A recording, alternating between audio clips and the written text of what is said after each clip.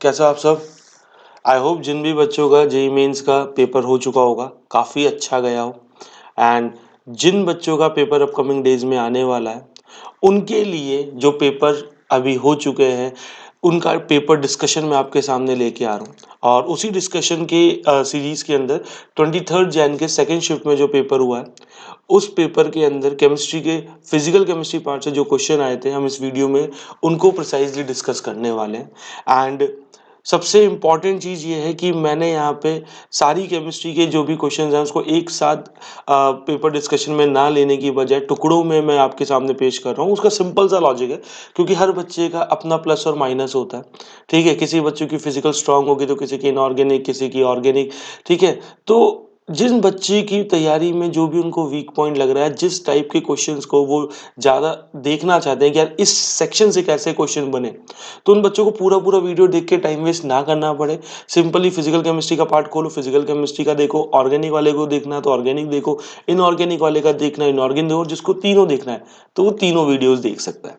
ठीक है, तो इसीलिए सिंपल शॉर्ट एंड स्वीट हम लोग वीडियो लेके आए हैं जहाँ पे आपका ज़्यादा समय वेस्ट ना हो और सारी मुद्दे वाली बातें आप पकड़ ले जाओ। अब रही बात पेपर आ कैसा रहा है, तो पेपर देखो केमिस्ट्री का हमेशा से मेंस में अगर आपको स्कोर करना, अपनी परसेंटाइल को बूस्ट करना है तो केमिस्ट्री से बढ़िया सेक्शन कोई और है ही नहीं। क्योंकि कभी भी यहाँ पर कोई भी चीज़ हार्ड जाती ही नहीं है। अगर किसी भी बच्चे ने अपनी पूरी तैयारी को अच्छे तरीके से रखा होगा, अच्छे तरीके से उसने सारी बातों को पढ़ा होगा, जाना होगा, समझा होगा। ठीक है, और सबसे बड़ी बात, उसने अपने सारे चैप्टर्स को इक्वल इंपॉर्टेंस दी होगी। सिर्फ chemical bonding, coordination compounds, periodic table, सिर्फ इन्हीं चैप्टर्स के पीछे नहीं भागा होगा। ठीक है, जैसे पहले के ट्रेंड है। ठीक है, तो उस बच्चे को इन अटेम्प्ट्स में केमिस्ट्री के पार्ट से जो क्वेश्चन आ रहा है उसको सॉल्व करने में कोई दिक्कत नहीं आई होगी। ठीक है, तो विदाउट किसी देरी शुरू करते हैं अपना पेपर डिस्कशन और स्टार्ट करते हैं। ठीक है, तो देखो बच्चों, तो अगर मैं यहाँ पर बात करूँ तो क्वेश्चंस बहुत सिंपल है। आपको सिर्फ डायरेक्टली अप्रोच लगानी है और बातें याद होनी चाहिए। कॉन्सेप्ट नहीं पकड़ोगे तो कैसे काम चलेगा। ठीक है, तो आइए शुरू करते हैं हमारा पेपर डिस्कशन। हमारा पहला क्वेश्चन जो आया है 23 जैन के सेकेंड शिफ्ट के अंदर, और भी देखो बेटा ये सब मेमोरी बेस्ड क्वेश्चन है जो बच्चों ने हमको जैसा बताया उसी हिसाब से। तो उसी के अंदर एक पहला क्वेश्चन देखो आपके सामने है, और क्वेश्चन क्या कह रहा है, which one of the following plots represent zero order reaction.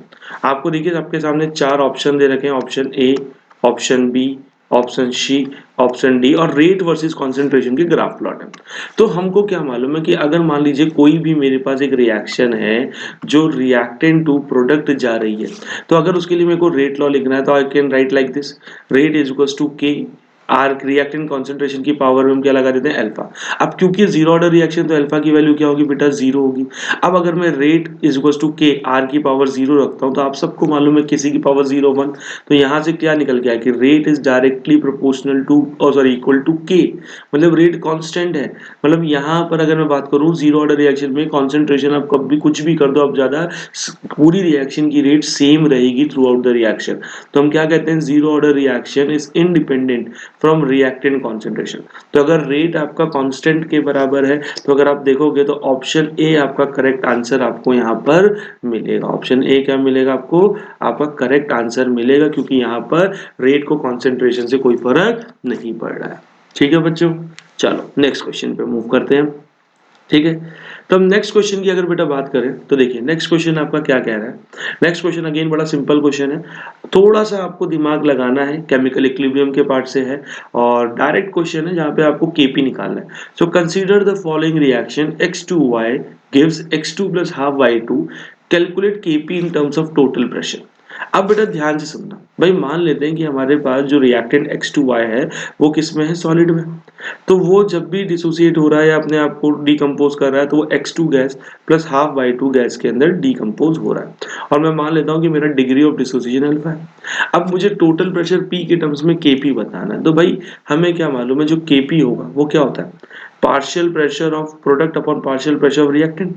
अगर उसको लिखूं तो क्या होगा, partial pressure of x2 into partial pressure of y2 की power half, stoichiometric coefficient power में लग जाती है। अब आप बोलोगे सर रिएक्टेंट क्यों नहीं लिखा, क्योंकि बेटा रिएक्टेंट सॉलिड है, तो सॉलिड का प्रेशर के अंदर कोई रोल होता ही नहीं है। तो मान लेते हैं कि इनिशियली हमारे पास सॉलिड का 1 मोल था, तो आफ्टर सम टाइम क्या होगा, अल्फा मोल्स उसके डिसोसिएट होंगे। तो स्टोइकियोमेट्रिक रिलेशन क्या कहता है, स्टोइकियोमेट्रिक रिलेशन हमारा ये कहता है कि 1 मोल X2Y जब टूटेगा तो 1 मोल X2 और हाफ मोल Y2 प्रोड्यूस करेगा। तो अगर अल्फा मोल डिक्रीज हुए हैं, ठीक है, तो X2 के कितने मोल्स बन जाएंगे बेटा, अल्फा मोल्स प्रोड्यूस होंगे, और Y2 के कितने होंगे, अल्फा Y2। अब आपको मालूम है Kp क्या होता है, प्रोडक्ट की पार्शियल प्रेशर पर रिएक्टेंट का भी बताया। अब पार्शियल प्रेशर क्या होता है, सो किसी भी गैसियस पार्टिसिपेंट या रिएक्टेंट और प्रोडक्ट होगा, उसका आपका पार्शियल प्रेशर निकालना है, तो उसका सिंपल सा तरीका होता है मोल fraction of that particular reactant और प्रोडक्ट इनटू टोटल प्रेशर। अब बेटा टोटल मोल्स, मोल फ्रैक्शन क्या होता है, given moles upon total moles. अब भैया टोटल मोल्स की अगर मैं बात करूं तो रिएक्टेंट के मोल्स का यहाँ कोई लेना देना नहीं होगा, तो टोटल मोल्स क्या होगा, alpha plus alpha by 2, that is 3 alpha by 2 होगा कि नहीं होगा। और मोल फ्रैक्शन क्या होता है, गिवन अपॉन टोटल। तो देखिए गिवन मोल्स कितने हैं, अल्फा, और टोटल मोल्स 3 अल्फा बाय 2, तो अल्फा से अल्फा कैंसिल हो गया, अल्फा से अल्फा कैंसिल, 2 ऊपर चला गया तो 2/3p आ गया। ऐसे ही partial pressure of Y2, mole fraction of Y2 into total pressure. अब मोल फ्रैक्शन ऑफ Y2 क्या होगा, moles upon moles of Y2 upon total moles. अब मोल्स ऑफ Y2 कितने हैं, अल्फा बाय 2 ऊपर रख दिया, देखो टोटल 3 अल्फा बाय 2 नीचे रखा, अल्फा से अल्फा कैंसिल, 2 से 2 कैंसिल, p/3 बच गया, और टोटल प्रेशर p से मल्टीप्लाई कर रखा है। अब देखिए Kp के फॉर्मूले में मैंने जो पार्शियल प्रेशर निकाला उसको पुट किया, जैसे ही पुट किया तो आप देख सकते हो बेटा ये क्या आ गया, 2/3 p इंटू पी की पावर हाफ अपॉन 3 की पावर हाफ। तो अगर आप इसको जोड़ोगे, पावर बेस सेम होता है तो पावर ऐड हो जाती है बच्चों। तो जैसे ही आप करोगे आपके पास ये एक्सप्रेशन आ जाएगा, Kp इक्वल्स टू 2p की पावर 3/2 एंड 3 की पावर 3/2, और इसी के साथ हमारा option number A right answer हो जाएगा। आगे बात समझ। अच्छा देखो अब थोड़ा सा फर्क यहाँ पे ये हो सकता है, अगर आपको ये X2Y गैस में दे रखा हो, ठीक है, तो आपका जो आंसर होगा वो अल्फा के टर्म्स में होगा। अब क्योंकि मेमोरी बेस्ड क्वेश्चन है तो हम मान के चल रहे क्वेश्चन इसी तरीके का है जैसा कि हमें पता है कि अगर कोई भी चीज अगर X2Y गैसियस होगा तो जब वो क्वेश्चन रिलीज होंगे सारी चीजें हमारे सामने आएंगी, तो अगर कोई भी इस क्वेश्चन फेरबदल हुआ तो आपके सामने मैं रखूंगा, बट अभी के लिए हम इसको ऐसे मान के कर रहे हैं। ठीक है बच्चों, चलो आ रहा है समझ में, पक्की बात, कितना सिंपल क्वेश्चन देखो केमिकल इक्विलिब्रियम का। अब आगे बढ़ते हैं। अब नेक्स्ट क्वेश्चन आया हमारा थर्मोडायनेमिक्स से, और थर्मोडायनेमिक्स के भी जो लास्ट पार्ट होता है गिव्स फ्री एनर्जी। और मैं देखो हमेशा कहता हूं, मैं आपको एक बहुत बड़ी आपको नुस्खा दे देता हूं, कोई भी चैप्टर अगर आपको तैयार करना है शुरू से पढ़ने की बजाय पीछे से पढ़ो, समझे, चैप्टर के रिवीजन का तरीका बता रहा हूं कि इंट्रो से स्टार्ट करने की बजाय जहां चैप्टर एंड हुआ उससे पीछे पढ़ना स्टार्ट करो। आपका हमेशा मैं बोल रहा हूं, आप जब भी पेपर दोगे ना तो आपको कभी भी उस चैप्टर से आने वाला क्वेश्चन लगेगा नहीं अरे यार ये पार्ट तो पढ़ा ही नहीं, आपका सब कवर हो जाएगा। तो इन उसका ध्यान रखना बच्चों, जो भी जेईई मेंस की तैयारी में लगा पड़ा है अपने अपकमिंग डेज में पेपर देने के लिए, फटाफट से अपने रिवीजन का पैटर्न चेंज करो और पीछे से रिवाइज करना चैप्टर को स्टार्ट करो, इंपॉर्टेंट टॉपिक्स कभी मिस नहीं होंगे। ठीक है, तो चलो अब क्वेश्चन क्या कह रहा है, by using equation delta G is equals to delta H minus T delta S, which of the following, अब देखो बेटा ध्यान से, which of the following is incorrect, ऐसे शब्द देखो उसको मार्क कर लो, गलत बात पूछ रहा है, is incorrect for spontaneous reaction at given temperature। अब हमें क्या मालूम है कि भाई एक बात बताओ, अगर कोई भी रिएक्शन को स्पॉन्टेनियस होना है तो हमें क्या मालूम है, for spontaneous reaction delta G क्या होता है, लेस देन जीरो होता है। अब अगर किसी रिएक्शन के लिए delta G greater than zero आ गया तो वही इनकरेक्ट होगा कि नहीं, तो मैंने कहा पहला ऑप्शन। अब डेल्टा जी किसके इक्वल होता है, delta H minus T delta S. Delta H की वैल्यू क्या दे रखी है, पॉजिटिव, मैंने कहा डेल्टा एच की जगह पॉजिटिव, माइनस फॉर्मूले पहले से, टी की जगह टी रखा, डेल्टा एस भी पॉजिटिव। तो जब आप इस एक्सप्रेशन को देखोगे तो यहां से आप इस एक्सप्रेशन को ध्यान दो बेटा, तो ये कैसा आ रहा है, पॉजिटिव माइनस, ठीक है, और टेम्परेचर इनटू डेल्टा एस, ऐसा एक्सप्रेशन बन रहा है। इसका मतलब यहां से answer less than zero greater than zero दोनों हो सकता है। तो अगर मैं स्पॉन्टेनिटी के लिए बात करूं तो टी की वैल्यू जितनी ज्यादा हाई होगी, टी की वैल्यू जितनी ज्यादा हाई होगी, डेल्टा जी के चांसेस लेस देन जीरो होने के तभी होंगे कि नहीं, इसका मतलब यहाँ delta G less than zero हो सकता है, तो इस कंडीशन पे स्पॉन्टेनिटी मिल सकती है, तो ये इनकरेक्ट नहीं होगा। सेकेंड क्वेश्चन पे पार्ट पे मूव करें। अब अगेन मैंने क्या किया, डेल्टा जी में वैल्यू रखी, तो delta G is equals to positive delta S दे रखा है माइनस टी, अब डेल्टा एस की जगह नेगेटिव, तो अंदर का नेगेटिव बाहर का नेगेटिव मिलके जैसे ही पॉजिटिव हुआ तो ओवरऑल डेल्टा जी की वैल्यू ग्रेटर देन जीरो आ गई कि नहीं आ गई, और पूरी चीज क्या होगी, नॉन स्पॉन्टेनियस हो गई। तो वैसे तो मेरा आंसर यही होने वाला है, बट बाकी भी चेक कर लेते हैं कहीं फेरबदल ना हो। ठीक है, वैसे तो क्योंकि यही पूछा इनकरेक्ट वाली चीज स्पॉन्टेनिटी के लिए। अब देखो अगेन मैंने डेल्टा जी में रखा, डेल्टा एच मेरा क्या है नेगेटिव, माइनस टी, और डेल्टा एस पॉजिटिव है, तो यहाँ से ओवरऑल ही क्या है, delta G less than zero आएगा कि नहीं आएगा, यहाँ तो कोई दिक्कत ही नहीं है। लास्ट पार्ट चेक कर लो, डेल्टा जी में फिर वैल्यू रखो, अब डेल्टा एच की जगह क्योंकि उसकी वैल्यू नेगेटिव है तो नेगेटिव लिख दिया, माइनस फॉर्मूले में होता ही है, टी को एज इट इज लिखा, और डेल्टा एस भी नेगेटिव है। अब ये जो नेगेटिव है बेटा, ये जो नेगेटिव और ये नेगेटिव मिलके क्या हो गया देखो पॉजिटिव। अब यहाँ से फिर से आपका answer less than zero greater than zero आ सकता है। अब मैं तो स्पॉन्टिनिटी के लिए अगर चेक करूं तो ये डेल्टा टी की वैल्यू जितनी ज्यादा छोटी होगी आपके स्पॉन्टिनिटी के चांसेस उतने ज्यादा होंगे, तभी तो ओवरऑल वैल्यू नेगेटिव आएगी, मतलब यहाँ पे भी delta G less than zero होकर स्पॉन्टिनियस हो सकता है।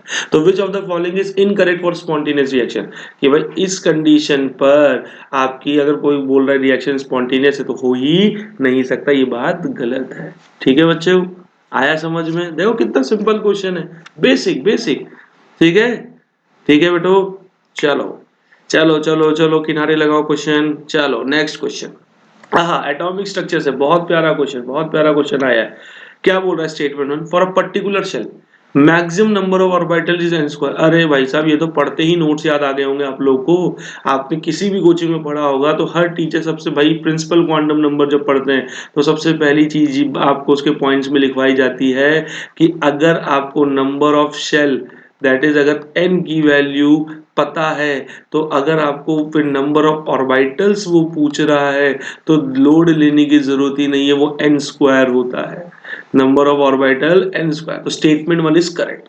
अब क्या बोल रहा है, for D subshell number of orientation lies between minus L two L including zero. अब देखो ओरिएंटेशन का मतलब क्या हो गया, सो ओरिएंटेशन का मतलब हो गया मैग्नेटिक क्वांटम नंबर, और मैग्नेटिक क्वांटम नंबर की values minus L two L के बीच में ही रोटेट करती हैं। तो डी के लिए भी एल की वैल्यू टू होती तो माइनस टू से प्लस टू रोटेट करेंगी, इसीलिए डी के जो 5 ऑर्बिटल होते हैं minus two minus one zero one और टू, ये 5 वैल्यूज देखने को मिल रही है। तो देखो माइनस एल टू एल तक रोटेट भी किया, जीरो भी आ रहा है कि नहीं, तो स्टेटमेंट टू भी करेक्ट है। तो statement one and statement two both are correct. हाय हाय हाय, मतलब ऐसा क्वेश्चन जिस भी बच्चे ने पढ़ के गया होगा अच्छे से, उसको तो देख के दिल भैया गार्डन गार्डन हो गया होगा कि क्या पेपर में सवाल पूछे गए। मतलब मैथ्स ने जितना दुखी किया होगा बच्चों को फिजिक्स में, उतना इस क्वेश्चन ने खुशी दे दी होगी कि चलो कुछ तो आता है। ठीक है, चलो हो मोल कॉन्सेप्ट्स का क्वेश्चन भी पूछ लिया गया आपके से, और 10 सिंपल क्वेश्चन, मतलब अगर अगर हम मॉड्यूल वॉड्यूल डिस्कस करते हैं तो मॉड्यूल में बेसिक क्वेश्चंस की गिनती में क्वेश्चन आता है। क्या बोल रहा है, 81 ग्राम of aluminium reacts with 128 gram O2. Calculate the amount of Al2O3 produce. मैंने कहा अच्छा रिएक्शन लिखे, तो रिएक्शन क्या है, एल्यूमिनियम को O2 से रिएक्ट कराया तो क्या बना Al2O3। तो मैंने कहा यार एक काम करें, 3 ऑक्सीजन है, ऑक्सीजन ऑड में, तो ऑक्सीजन को इवन में करने के लिए 2 से मल्टीप्लाई किया तो ऑक्सीजन हो गए 6, बैलेंस करने के लिए यहाँ 3 लगा दिए, एल्यूमिनियम हो गए 4, यहाँ 4 लगा दिया। तो देखो जब भी मोल कॉन्सेप्ट का क्वेश्चन है ऑलवेज फॉलो दीज 4 स्टेप। पहला क्या, सबसे पहली चीज तो आप स्टोइकियोमेट्रिक रिलेशन लिखो जो आपको बताएगा भाई ये वो स्टैंडर्ड रिलेशन है।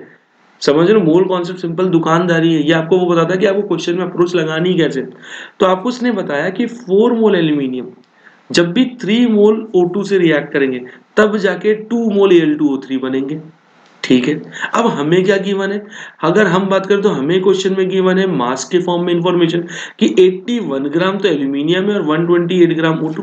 तो मैंने कहा विदाउट किसी देरी हम क्या निकाल लें उसके मोल्स। तो मोल्स निकालने के लिए क्या करते हैं, given mass upon molar mass. तो गिवन मास कितना है 81, 27 से डिवाइड किया 3 मोल, 128 को 32 से डिवाइड किया 4 मोल। अब मैंने कहा जब भी आपको जितने भी रिएक्टेंट रिएक्शन में प्रेजेंट है सबकी गिवन डाटा दे रखा है, तो आप लिमिटिंग रिएजेंट चेक किए बिना क्वेश्चन में आगे नहीं बढ़ोगे। अब लिमिटिंग रिएजेंट कैसे चेक करते हैं, गिवन अपॉन स्टोइकियोमेट्री, तो 3 अपॉन 4 4/3। क्लियरली देख सकते हो कि भैया 3/4 की जो वैल्यू होगी वो स्मॉलर होगी, इसीलिए हमारा एल्यूमिनियम क्या हो गया, Lr। एल्यूमिनियम अगर हमारा क्या हो गया, Lr हो गया, जस्ट अ सेकेंड, अगर हमारा एल्यूमिनियम क्या हो गया बेटा, Lr हो गया, तो जो प्रोडक्ट बनेगा, जो प्रोडक्ट बनेगा वो आपके Lr के रेस्पेक्ट में ही बनेगा।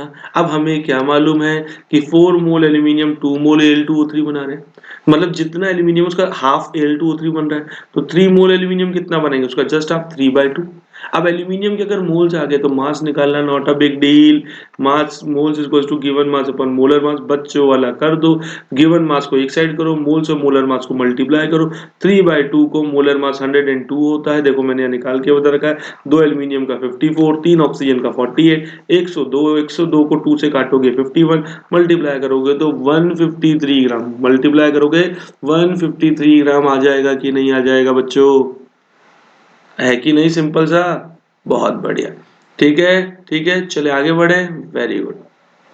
अब आता है हमारा नेक्स्ट क्वेश्चन। ओहो, आयनिक इक्विलिब्रियम से भी क्वेश्चन पूछ लिया गया। क्या कह रहा है कि भाई साहब what will be the pH of water when it is heated, क्या वो इंक्रीज करेगा, क्या डिक्रीज करेगा, क्या सेम रहेगा, या पहले इंक्रीज या डिक्रीज। तो मैंने कहा एक काम करो, हमें क्या मालूम है कि भाई 25 डिग्री सेल्सियस पे वाटर का पीएच होता है 7। अब जो पीएच होता है वो क्या होता है भाई, आयनाइजेशन कांस्टेंट वाटर Kw की वैल्यू 25 डिग्री सेल्सियस पे क्या होती है, 10⁻⁻14, और ये क्या होता है H plus into O H minus. तो यहीं से हम लोग बेसिक सॉल्यूशन, एसिडिक सॉल्यूशन, उसके लिए एक पीएच स्केल बनता है। तो हमको मालूम है कि जो Kw की वैल्यू है बेटा ये टेम्परेचर डिपेंडेंट है, तो टेम्परेचर के डायरेक्टली प्रोपोर्शनल है। अगर टेम्परेचर बढ़ाओगे तो Kw बढ़ेगा। जैसे कि एग्जांपल, अगर मान लो 90 डिग्री सेल्सियस टेम्परेचर है तो Kw इंक्रीज होकर क्या हो जाएगा, ये 10⁻⁻2 नहीं, -12 हो जाएगा। अब अगर 10⁻⁻12 हो गया तो न्यूट्रल सॉल्यूशन के लिए वहां से पीएच कितना आएगा, 6। अब क्या आएगा, 6। आप खुद देखो, जैसे ही टेम्परेचर बढ़ाया पीएच घटा कि नहीं घटा, तो यहाँ पे पीएच डिक्रीजेस, पीएच डिक्रीज करेगा। आया समझ में, कोई डाउट, पक्का, चलो अब अपन आगे बढ़ते हैं। ओ हो, लिक्विड पार्ट सॉल्यूशन पार्ट से भी क्वेश्चन दे दिया है, सॉल्यूशन से देखो, सॉल्यूशन से भी। अब आप खुद देखो, वैरायटी देखो, आपका मोल कॉन्सेप्ट टच कर लिया, एटॉमिक स्ट्रक्चर टच कर लिया, थर्मोडायनेमिक्स टच कर लिया, केमिकल इक्विलिब्रियम टच कर लिया, आयनिक इक्विलिब्रियम टच कर लिया, केमिकल काइनेटिक्स टच कर लिया, सॉल्यूशन भी टच कर लिया। अब बचा क्या, मेरे ख्याल से एक चैप्टर इलेक्ट्रोकेमिस्ट्री, देखो हर पार्ट से क्वेश्चन है इस बार। ठीक है, तो इसलिए भैया आने वाले सेशन में जिन भी बच्चों का पेपर है, प्लीज प्लीज कम से कम हर मेन मेन चैप्टर्स जो है हर तरीके के फॉर्मूले तो याद कर के जाना। क्या कह रहा है, vapour pressure decreases by 10 mm of Hg when mole fraction of a non volatile solute is 0.2। अब सीधी सीधी बात है, जब भी एक नॉन वॉलेटाइल सॉल्यूट को एक वॉलेटाइल सॉल्वेंट में डिसॉल्व करते हैं तो हमारा जो क्वेश्चन होता है या चीज होती है वो relative relative lowering of vapour pressure वाली कॉलिगेटिव प्रॉपर्टी के पार्ट से आती है। अब हमें क्या बोल रहा है कि जैसे ही मैंने 0.2 मोल फ्रैक्शन वाले सॉल्यूट को सॉल्वेंट में मिलाया तो मेरा वेपर प्रेशर 10 mmHg घट गया। इसका मतलब हमें क्या मालूम है, देखो पी नॉट ले लेते हैं, vapour pressure of pure solvent, PS में मान लेता हूँ वेपर प्रेशर ऑफ सॉल्यूशन। तो जो डिप है, मतलब जो डिफरेंस है भैया प्योर और सॉल्यूशन में वेपर प्रेशर में कितनी गिरावट आई, वही तो 10 mmHg है, मतलब पी नॉट माइनस पीएस की वैल्यू 10। ठीक है, upon P not relative lowering of vapour pressure किसके इक्वल होता है, मोल फ्रैक्शन ऑफ सॉल्यूट। अब मोल फ्रैक्शन ऑफ सॉल्यूट 0.2 पता है, डिप 10 का है, पी नॉट निकाल लिया, पी नॉट कितना आ गया 50 mmHg। अब पी नॉट क्यों निकाला, क्योंकि उसने आगे हमसे क्या पूछा है। अब अगर मान लो कि मेरे को वेपर प्रेशर में डिप 20 mmHg का लाना है तो उस वक्त क्या मोल फ्रैक्शन ऑफ सॉल्यूट होना चाहिए। तो मैंने कहा again mole fraction of solute क्या होगा, delta P by P not. भैया इस P not minus P S को डेल्टा पी बोल सकता हूं ना, कंफ्यूज मत होना। तो delta P upon P not. अब यहाँ पे सॉल्व करने के लिए डेल्टा पी की वैल्यू तो क्वेश्चन में 20 पता है, पी नॉट नहीं पता होता तो कैसे करते हैं, इसलिए फर्स्ट केस से पी नॉट निकाला, फर्स्ट केस से पी नॉट निकाला, तो 20/50 काट दिया 0.4। अच्छा, अगर मोल फ्रैक्शन ऑफ सॉल्वेंट पूछ लेता वो तो आप क्या करते, 1 माइनस 0.4 और 0.6 आंसर बोल देते। आया समझ में, बढ़िया, बहुत अच्छे बहुत अच्छे। तो इसी के साथ लास्ट देखो, इलेक्ट्रोकेमिस्ट्री से भी क्वेश्चन आ गया है। हर चीज इस बार छू ली है भाई। एनटीए ने लिटरली में पैटर्न बदला है, बच्चों को बोला है कि भाई सब पढ़ के आओ तब जाके ही मार्क्स मिलेंगे, किसी एक चैप्टर के भरोसे जंग नहीं जीत सकते। ठीक है, चलो अब क्वेश्चन क्या कह रहा है, consider the following E naught values of a given half cell. भाई स्टैंडर्ड इलेक्ट्रोड पोटेंशियल सिल्वर का 0.8 वोल्ट, जिंक का -0.76 वोल्ट, ई नॉट कॉपर का 0.34 वोल्ट और मैग्नीशियम का -2.37 वोल्ट दिया है। अब हमें बोला है कि भाई विच of the following will have the most negative value of delta G not. अब डेल्टा जी नॉट क्या होता है भाई, डेल्टा जी नॉट की अगर मैं बात करता हूं तो बेटा डेल्टा जी नॉट क्या होता है, delta G naught -NF E naught cell. अब आप खुद देखो तो ई नॉट सेल की वैल्यू जितनी ज्यादा मैक्सिमम होगी, ये वैल्यू उतनी ज्यादा मोर नेगेटिव होगी, कोई डाउट नहीं। तो मैंने कहा एक काम करो, इसका ई नॉट सेल निकालो, क्या होता है cathode minus E not anode.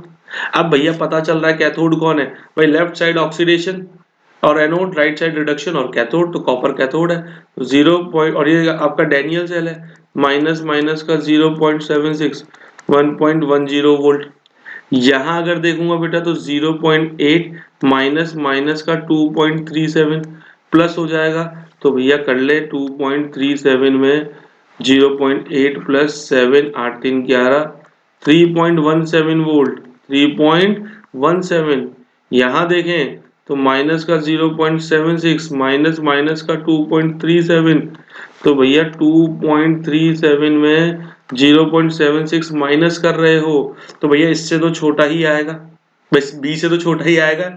और यहाँ अगर देखा जाए तो 0.8 माइनस 0.34, ये भी तो सबसे बड़ी ई नॉट सेल की वैल्यू बी वाले में आ रही है। तो अगर मैग्नीशियम और सिल्वर मिलके सेल बनाएंगे तो most negative delta G not आपको मिलेगा। तो ऑप्शन बी आपका आंसर हो गया। बाकी कोई माइनस करके आप कंपेयर कर सकते हो। तो देखो बेटा हर एक पार्ट से यहाँ क्वेश्चन आया है, इलेक्ट्रो से क्वेश्चन आया है, सोल्यूशन से क्वेश्चन आया है, अब आयनिक इक्विलिब्रियम से आया है, केमिकल मोल कॉन्सेप्ट से आया है, एटॉमिक स्ट्रक्चर से आया है, क्वांटम नंबर के पार्ट से आया है, अगर मैं बात करूं थर्मोडायनेमिक्स से आया है, आपका केमिकल इक्विलिब्रियम से आया है और केमिकल काइनेटिक्स से भी आया। तो लगभग लगभग सारे सारे रिडॉक्स छोड़ दिया जाए तो बाकी सारे फिजिकल केमिस्ट्री के पार्ट्स कुछ चैप्टर से आपके सामने क्वेश्चन है। और अगर आप सारे क्वेश्चन को बहुत ध्यान से देखोगे फॉर्मूला बेस्ड है, जो बातें आपको हर फैकल्टी जब भी आपका कोई भी टीचर पढ़ा रहा होगा, जिन बातों को गहन तरह से ध्यान रखने को बोला जाता है, सिर्फ उन्हीं कॉन्सेप्ट पे क्वेश्चन आए। समझो ऐसे दौड़ाया नहीं गया जैसे एटॉमिक स्ट्रक्चर में एंड में एंगुलर नोड रेडियल, नहीं भाई। जो बातें बच्चे को 2 साल में याद रह सके, जो बातें उस चैप्टर की कोर है, उन पे क्वेश्चन बनाया है इस बार एनटीए ने। तो समझ रहे हो ना कि भाई किस तरीके से तैयारी रखनी है। और जिन बच्चों का अगर अटेम्प्ट खराब हो गया है, जिन बच्चों का अटेम्प्ट खराब हो गया है, उनको लगता है कि अब वो भाई सेकेंड अटेम्प्ट को अच्छे से करना चाहते हैं, तो मैं आपको, जो भी बच्चा ये वीडियो एंड तक देख रहा है, तो यहाँ पे हम लोग 1:1, ठीक है, 1:1 के अंदर ऑनलाइन क्लास भी प्रोवाइड करते हैं बच्चों को, और 1:1 के अंदर ऑफलाइन क्लास भी प्रोवाइड करते हैं। और जो ऑफलाइन क्लास का सेंटर्स हैं वो कोटा के अंदर है बेटा, ठीक है, जहां मुझसे पढ़ सकते हो। और ऑनलाइन क्लास भी 1:1। 1:1 का सबसे बड़ा फायदा है बेटा कि आपकी गलतियों को सिर्फ आपके लिए, सिर्फ आपके साथ बैठ के सुधारा जाएगा, बाकी बच्चों से यहाँ मतलब नहीं होगा। तो जो बच्चे अपने सेकेंड अटेम्प्ट के अंदर बेस्ट करना चाहते हैं वो प्लीज कांटेक्ट कर सकते हैं। कांटेक्ट का सारी चीजें डिस्क्रिप्शन में गिवन होंगी, ठीक है, बट प्लीज चीजों को समझो। और देखो कितनी आसानी से मैंने आपको एक्सप्लेनेशन दिया है, उसके साथ साथ कॉन्सेप्ट भी आपको समझा दिया है, ठीक है। तो आई होप सारे बच्चों को समझ में आया होगा। देखो सारे क्वेश्चंस अच्छे से समझ में आए होंगे बेटा, बहुत अच्छा है। तो इसी के साथ, ठीक है, अपन इनऑर्गेनिक के पेपर डिस्कशन को भी लेके आते हैं, ऑर्गेनिक को भी लेके आते हैं। जब तक आप फिजिकल केमिस्ट्री की पूरी तैयारी करके रखिए। और जो बाकी शिफ्ट के क्वेश्चंस हैं 22 के हैं, अभी 23 अभी लेटेस्ट था इसलिए मैंने हाथों हाथ पहले इसका डाल दिया। 22 का भी वीडियो सुबह तक आपके सामने पहुंच जाएगा और बाकी पार्ट भी आपके सामने आते रहेंगे, ठीक है। तो तब तक के लिए प्रैक्टिस करिए, ऑल द बेस्ट। किसी तरीके की टेंशन लेने की जरूरत नहीं है। अगर किसी बच्चे को कोई टेंशन हो भी रही है पढ़ाई के अलावा और वो वीडियो देख रहा है, वो बात करना चाहता है, अपना मन हल्का करना चाहता है, तो वो भी कमेंट सेक्शन में अपनी मन की बात लिख सकता है। मैं आपको पर्सनली रिस्पॉन्ड भी करूंगा, ठीक है। तो चलिए बच्चों, अपनी पढ़ाई पे फोकस रहिए। All the best for the all to all the students जो अपकमिंग सेशंस के अंदर जेईई मेंस का पेपर देने वाले हैं। थैंक यू बच्चों।